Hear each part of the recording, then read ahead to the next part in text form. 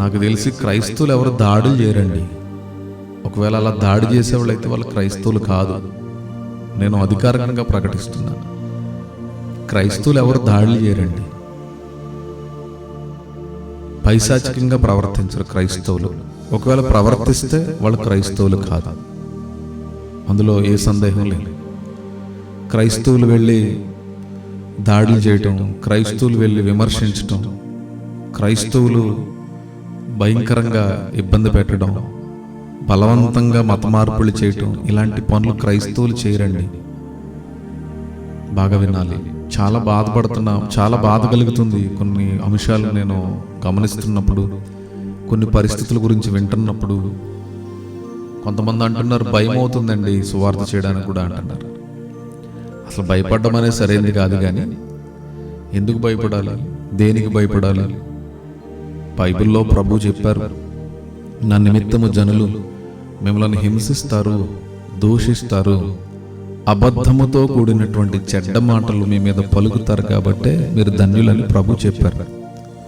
దేవుని మార్గంలో అన్ని సుఖాలే ఉంటాయి, అన్ని సౌఖ్యాలే ఉంటాయి, అన్ని మనకు అనుకూలంగానే ఉంటాయి అనే భావన చాలా మందికి ఉంటుంది. ముఖ్యంగా ఈ క్రైస్తవ విశ్వాసుల్లో సేవ చాలా కష్టమైంది.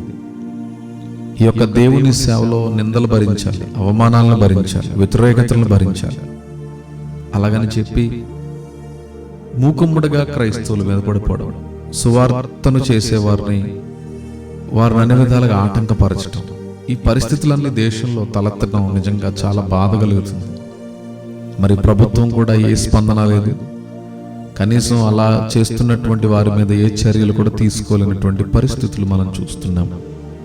కానీ మన దేవుడు అన్యాయస్తుడు కాదు. మన దేవుడు మనల్ని కాపాడతారు, మన దేవుడు మనల్ని ఆశీర్వదిస్తారు. కాబట్టి మనం వారి కొరకు ప్రార్థన చేయాలి. మతోన్మాదుల యొక్క మనస్సు మార్చాలి, మతోన్మాదుల యొక్క ఆలోచన విధానాన్ని దేవుడు మార్చాలి. కాబట్టి ఇలాంటి పరిస్థితులకు ఏ సేవకులు, ఏ విశ్వాసులు, సువార్త పరిచారకులు దయచేసి కలతకు లోనవ్వకండి, దిగులు పడకండి, ధైర్యంగా మీరు ముందడుగు వేయండి. ప్రభు కార్యాన్ని మనం చూస్తాం. మన ప్రధానమంత్రి గారికి కూడా మంచి మనసు దేవుడు ఇస్తారు, మన పరిపాలకులకు మంచి మనసు దేవుడు ఇస్తారు.